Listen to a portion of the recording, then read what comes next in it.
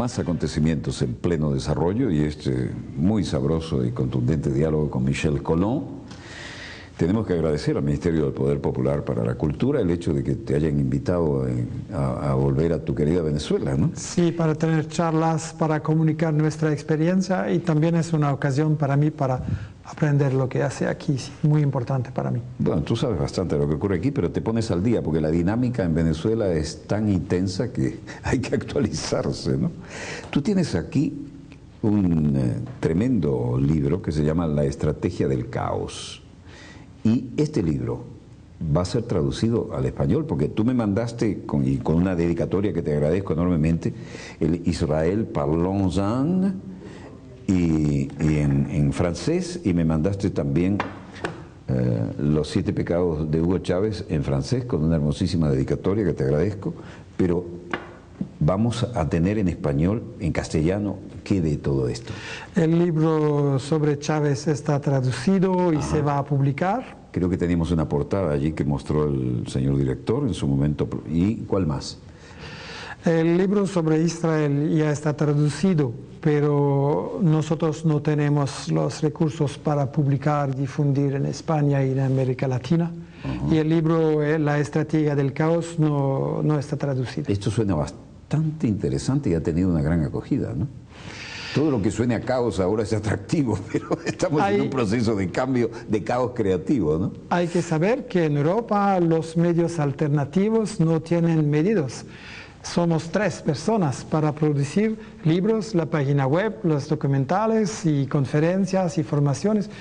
Yo creo que los medios de comunicación en Europa tienen un gran potencial, pero el problema es naturalmente económico. No tenemos publicidad, no tenemos subvención del gobierno, naturalmente. Ni la van a tener jamás, porque van contra el sistema. Naturalmente, es normal, pero es un problema para producir ese trabajo. Para producir un libro serio, tú necesitas tiempo para trabajar, verificar, colectar, explicar de manera sencilla, porque para mí es muy importante explicar las cosas complejas de manera sencilla para los obreros, las madres del barrio, los jóvenes, y es muy importante, y eso necesita un tiempo.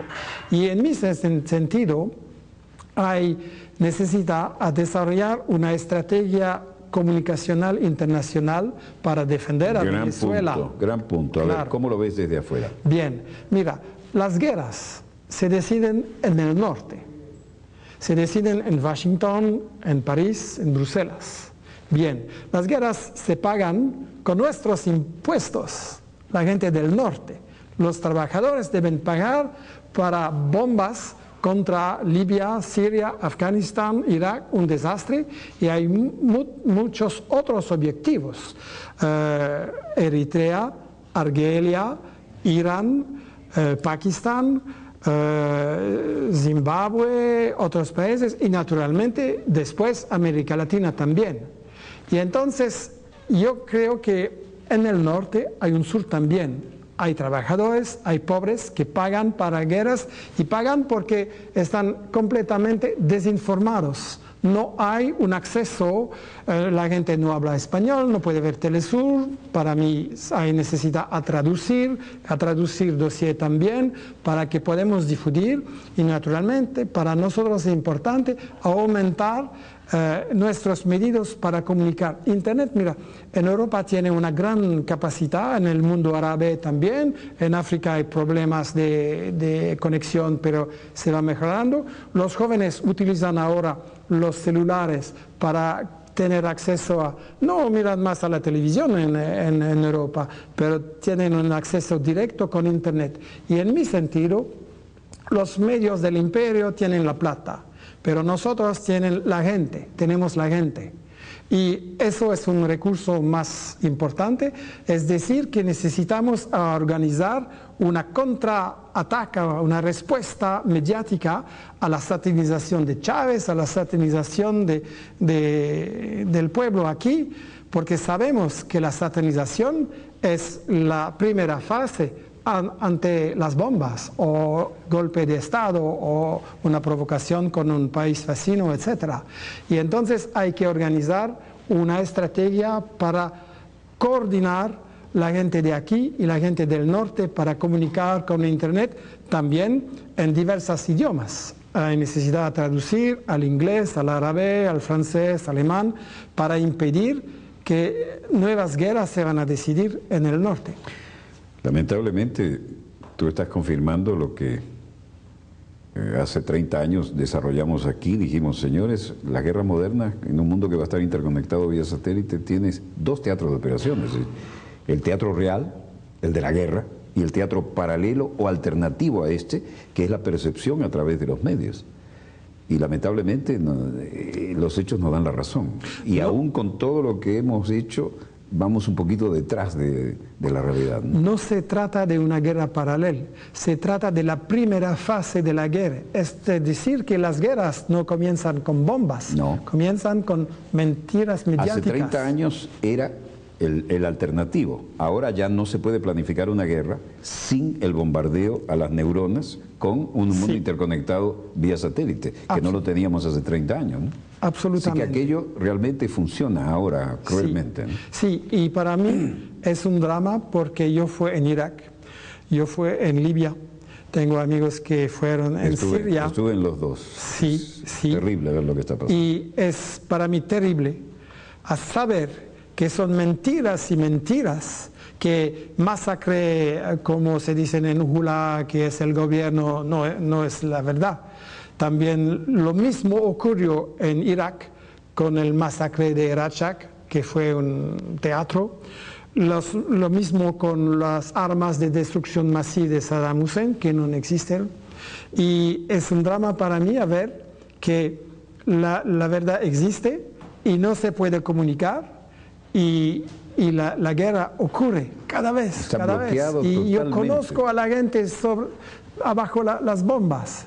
Y sí, es un drama. ¿Te acuerdas el nivel de vida que tenían Irak y Libia? Era envidiable. Sí, la Irak tenía un nivel de educación y de salud más o menos como Europa.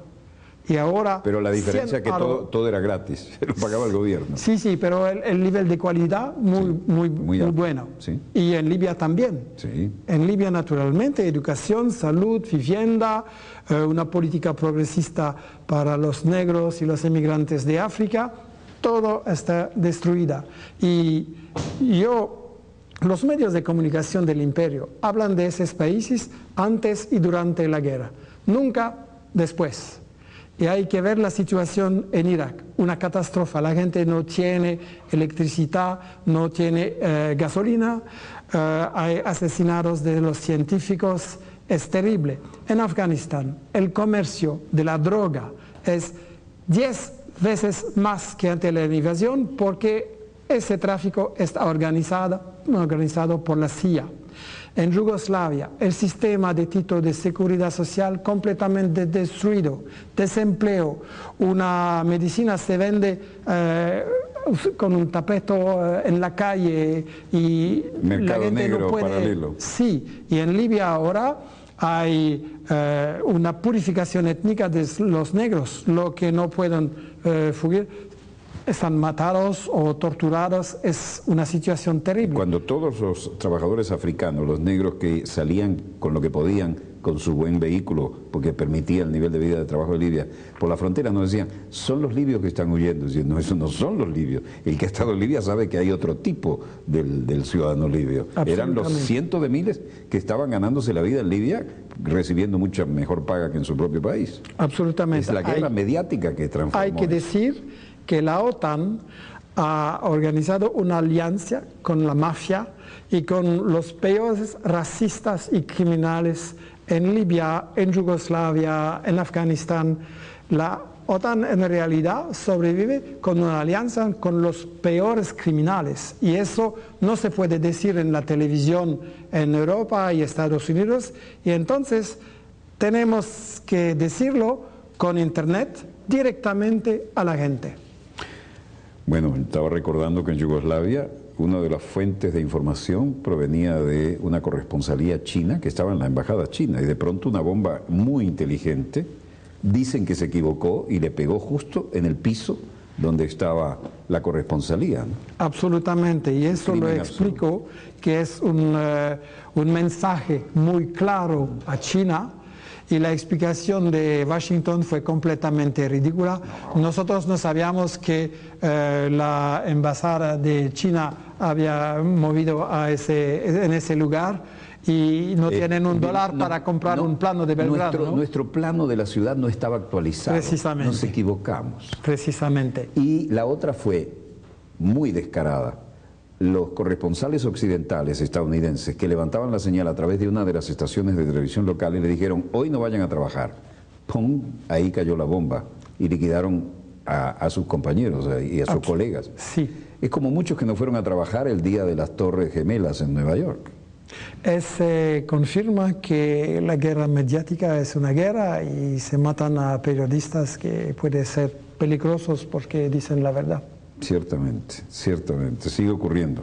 Si las noticias no nos gustan, maten al mensajero, ¿no? Tú sabes que estamos en una lucha mediática también y tratando de cambiar la Organización de Estados Americanos, que, como bien dijo el comandante Fidel, es más, cada vez está más vigente esto, ¿no? El Ministerio de Colonias del Imperio, ¿no? Y hoy ha habido una lucha porque además se está revisando el Tratado Interamericano de Asistencia Recíproca, que es una rémora de la Guerra Fría, ¿no? Y hoy tuvimos precisamente la noticia de que países como, te voy a decir exactamente lo que me acaba de llegar, es decir, Ecuador, Nicaragua, Venezuela y el Estado Plurinacional de Bolivia han dado aviso en medio de la cumbre que se retiran del Tratado Interamericano de Asistencia Recíproca. Hay que dar un preaviso de un año más, pero ya no van a participar. Otros más o menos están en la misma línea, pero esto ya es algo impensable, ¿no? Y tenemos justamente una conexión que nos dijeron que ya está lista de lo que declaraba hoy, en medio de esa melange, el ex canciller y embajador representante permanente de la OEA, Roy Chatterton, quien se refería, mientras él hablaba sobre esto y fundamentaba esa frase histórica que dijo el compañero Evo, ¿no? O la OEA muere sirviendo al imperio o renace sirviendo a los intereses verdaderos de los pueblos, ¿no? Algo así. Me parece que es de acuñación histórica. Y en ese momento en que hablaba nuestro representante, empezaron a retirarse aquellos que están siempre en la vieja línea de la hegemonía en Washington, ¿no? Te invito a ver lo que estamos recibiendo hace apenas minutos y creo que lo tenemos listo. Si está listo eso, señor director, vamos a proceder a mostrar la posición de Venezuela en la Organización de Estados Americanos hace apenas un tiempito. ¿La tiene disponible? Veamos. Voy a ofrecer la palabra al jefe de delegación de Venezuela, embajador ante la OEA, Chatterton. Usted, embajador, tiene la palabra. Gracias, señor presidente. Bueno, en primer lugar,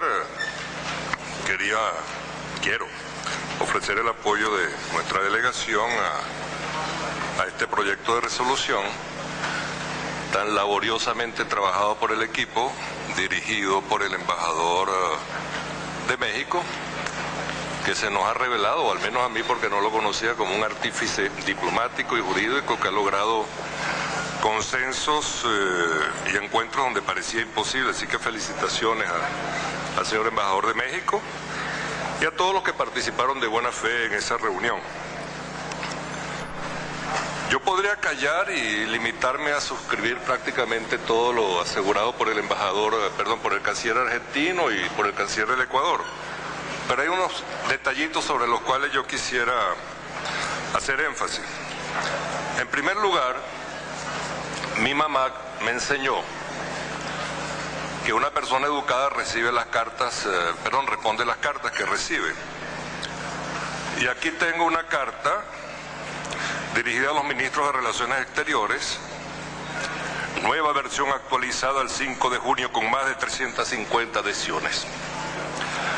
Entonces parece un poco lo que anticipamos el sábado. El texto es un texto de solidaridad con las instituciones que estamos sometiendo a una suerte de indagación en estas reuniones, pero no contempla ningún tipo de comentario sobre las expresiones y los pensamientos y los conceptos elaborados por los representantes de los estados democráticos aquí en principio. En realidad es un documento de eso que llamamos en derecho un contrato de adhesión.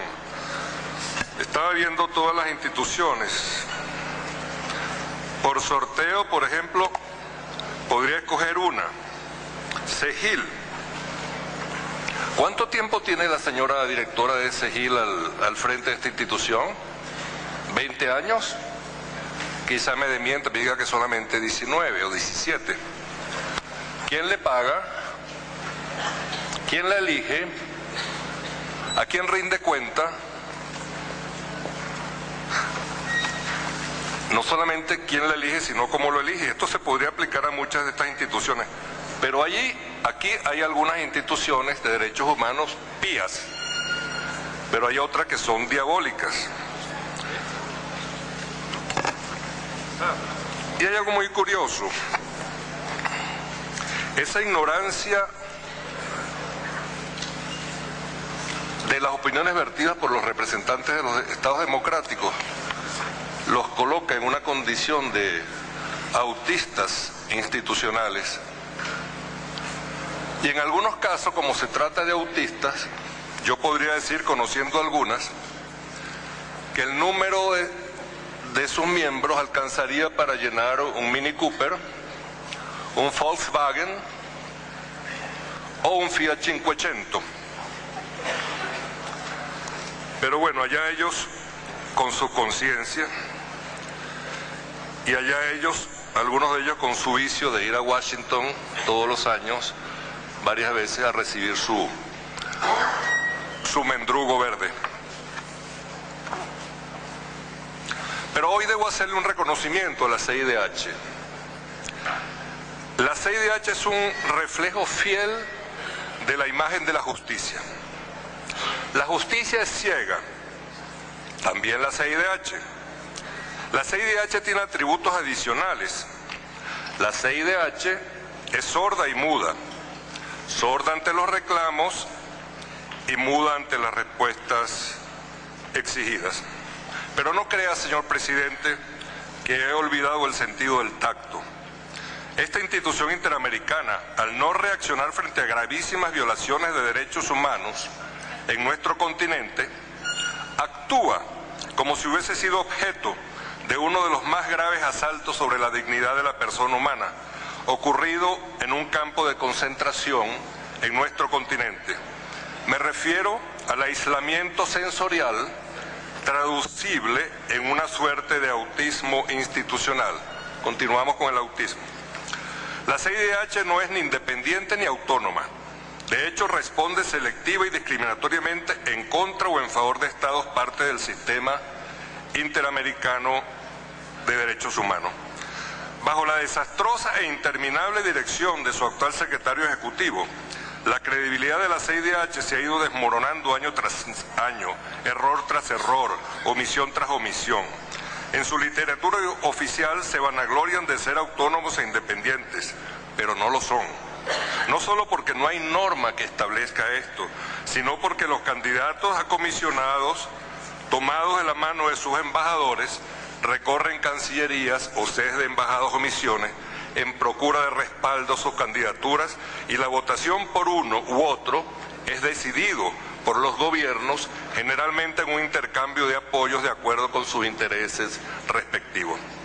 La gestión del secretario ejecutivo ha terminado por hacer de los comisionados figuras decorativas que acuden a Washington 2 o 3 veces por año para revisar casos sustanciados previamente por una burocracia jurídica politizada, la burocracia internacional. Detrás de la destrucción de la solvencia moral de la CIDH se oculta una mafia de expertos en derechos humanos formados especialmente en la American University de Washington por el ciudadano de los Estados Unidos de América, Claudio Grossman, quien hoy cumple funciones sobre el tema en las Naciones Unidas en Ginebra. Aparte de esto, el tema de los derechos humanos exhibe un inventario de tratamiento indistinto de causas justas o fraudulentas, Las justas, bienvenidas sean.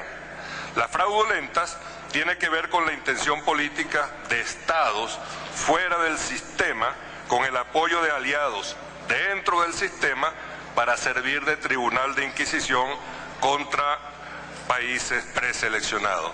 Si son de izquierda, mucho mejor. Junto a esto, la banalización de las denuncias con atención súbita y preferente a organizaciones o personalidades enemigas y desestabilizadoras de gobiernos progresistas y el correspondiente pronunciamiento sin esperar el agotamiento de las instancias internas, y por otra parte la proliferación de bufetes de abogados que han descubierto el gran negocio de las indemnizaciones a las víctimas o sus familiares. Bueno, Roy Chatterton haciendo una de sus contundentes declaraciones, un hombre que ha estado al frente de todas las más importantes embajadas, ha sido canciller y ahora nos representa muy dignamente desde la izquierda cristiana, la Organización de Estados Americanos. ¿Qué te parece esa melange de la OEA en este momento que se cae a pedazos y donde países tan importantes como los que acabo de mencionar deciden irse? Previo, me acaban de informar, y cortesía de la ministra Nancy Pérez también, que hay una traducción de ¿no? Sí, sí está traducida. De Chávez. Se prepara ahora la publicación. El presidente comandante Chávez nos está viendo, como de costumbre nos honra con su audiencia, y te manda a decir que quiere tener su dedicatoria, es decir, en un ejemplar que le hagas llegar, que se lo dediques, y que le dediques también la estrategia del caos. Ahora, me temo que la estrategia del caos va a haber que hacer la cuñita aquí para que lo traduzcan también al español, ¿no? Al castellano, perdón, porque me parece que esto merece el esfuerzo, ciertamente. Va a ser difícil que te niegues a esta solicitud de la cadena de mando. No puedo resistir. Es un pedido al cual no te puedes resistir. Dime una cosa, ¿cómo ves tú esta melange de la OEA en este momento? Esta declaración para mí es una alegría increíble, porque es la dignidad recuperada de Venezuela y del sur, a decir no a esas alianzas falsas y dominadas, alianzas para controlar, y creo que realmente, como lo dijo también Evo, necesitamos ahora nuevas alianzas realmente del pueblo y al servicio de los pueblos, y es una declaración muy importante, histórica, para terminar con esos instrumentos de dominación. Hay que terminar también con el Banco Mundial, con el Fondo Monetario y esos instrumentos de falsificación y de dominación. Alegría. Aleluya. Pero tú tienes además, para quienes quieran, me imagino que quedó medio mundo enganchado con la explicación que nos hiciste en el mapa, tienes un evento organizado por la ministra Nancy Pérez, a quien saludamos, nuestra televidente realmente importante al mando del Ministerio de la Mujer, y tienes acá un programa, ¿no? Vas a hablar, dice, mentiras de los medios en el caso venezolano, con la participación del periodista investigador de Bélgica, Michel Colón, 7 de junio de 2012, lugar, Salón Bicentenario, Hotel Venetur Alba, Caracas, a las 14, a las 2 de la tarde, ¿no? Creo que tengo por aquí otro afiche de Mi Mujer.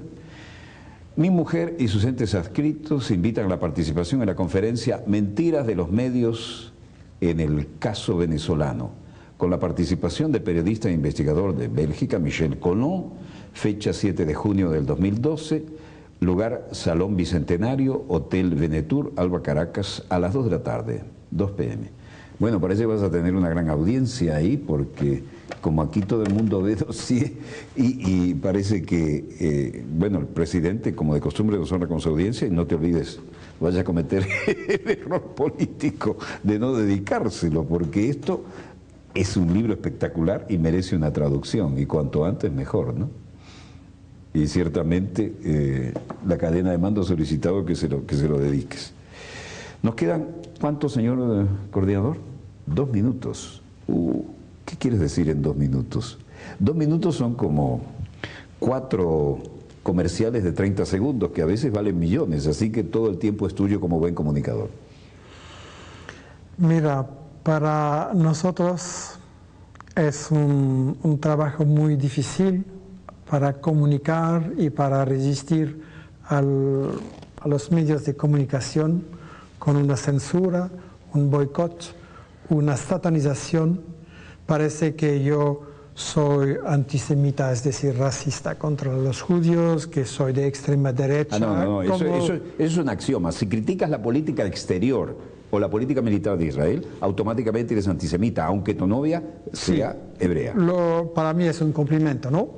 Y también se dicen que yo soy de extrema derecha, como tú puedes verificar ahora. Sí. Y en realidad es un trabajo difícil, pero yo tengo una gran fortuna, porque cuando tú ves la gente en Europa, los jóvenes, los trabajadores, las mujeres, que te dicen, ahora, cuando veo la televisión, yo puedo entender por sí mismo que hay una manipulación, que se trata de una mentira mediática y que yo necesito a verificar la información y a reflexionar. Y eso es un salario sin comparación. No. Y sí. Son satisfacciones que no tienen precio, definitivamente, vale la pena la lucha. Sí, puede ser útil a la gente. Como dijo el filósofo francés Jean-Paul Sartre, la libertad de información y de opinión no es la libertad del periodista para hablar lo que piensa, etc. No, la libertad de información es la libertad de la gente, de los trabajadores en la fábrica, de las madres, de los jóvenes, de la gente en la calle, que necesitan a saber lo que pasa, que necesitan a entender lo que pasa y de esa manera puede decidir si van a apoyar, si van a cambiar de política, pueden decidir de su futuro. Y ser útil en ese sentido es naturalmente, sí.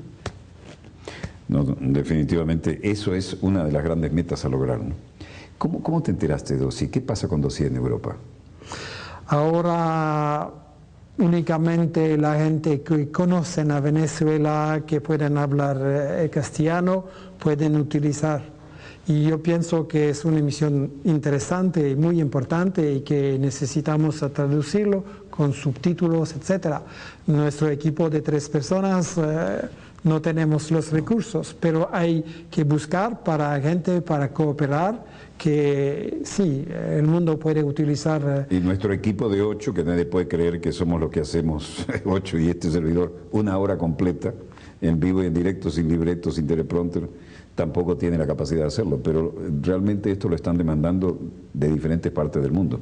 Hemos penetrado en Australia, en Japón, lugares insólitos, China, en todo lo que era la Rusia soviética, ahora la Federación Rusa, y en todos lados están solicitando, los que no hablan el idioma, aprovechen esto, me están diciendo la verdad. En Europa, mucha gente que vivía aquí se fue y dice, lo que aquí nos mienten todos los días, ustedes lo están diciendo que es lo que nosotros comprobamos, pero tenemos que apoyar eso y poder romper la barrera idiomática, ¿no? Yo felicito la labor que estás haciendo con un mínimo equipo como lo hacemos nosotros y te deseo el mayor de los éxitos porque es nuestro éxito. Te dejo para que te despidas de nuestra audiencia. Tú puedes saludar ahora a nuestra audiencia y cerrar el programa. Muchas gracias a tu, Walter, y a los venezolanos. Es una experiencia muy enriquecedora. Bueno, y lo que aprendemos de los venezolanos es muy, muy importante para nuestro futuro, porque, como yo dijo, en Europa había pesimismo, fatalismo, no se puede luchar, y con el ejemplo de Venezuela hay una alternativa, y eso es un tesoro, ¿no? Que así sea. Michel Colomb, otro rebelde, otro romántico, otro que rompe esquemas. Lo hemos tenido hoy en este especial de Dossier, que estaba, como de costumbre, rompiendo también la programación que estaba prevista, pero no lo podíamos dejar escapar sin que nos declarara y nos demostrara cómo se ve a la República Bolivariana de Venezuela en las latitudes del viejo continente. Volveremos mañana, Dios mediante, cuando nuestra querida, contaminada y única nave espacial haya dado otra vuelta sobre su eje imaginario y estemos aquí para contarles, Dios mediante, la pequeña gran historia de las próximas 24 horas. Donde quiera que se encuentren de ese lado del receptor, gracias por permitirnos estar allí con ustedes. A nombre del equipo Dossier, les habló Walter Martínez. Disponga usted de las cámaras, señor director.